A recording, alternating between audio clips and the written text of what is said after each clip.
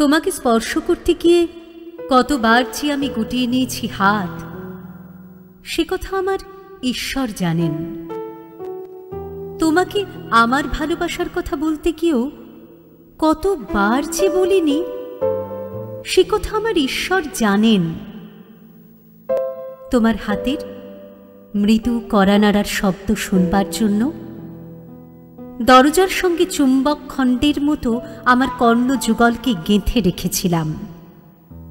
কোনো নির্জন মধ্যরাতে তুমি এসে ডেকে বলবে, এই ওঠো, আমি এসেছি, আমি।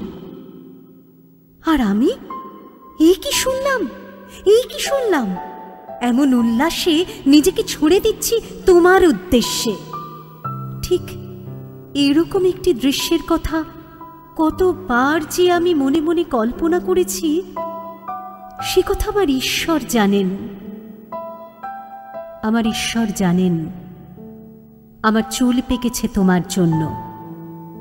আমার ঈশ্বর জানেন আমার জ্বর এসেছে তোমার জন্য। আমার ঈশ্বর জানেন আমার মৃত্যু হবে তোমার জন্য। তারপর ওই ঈশ্বরের মতো কোনো একদিন তুমিও জানবে আমি জন্মেছিলাম তোমার জন্য, শুধু তোমার জন্য, শুধু তোমার জন্য।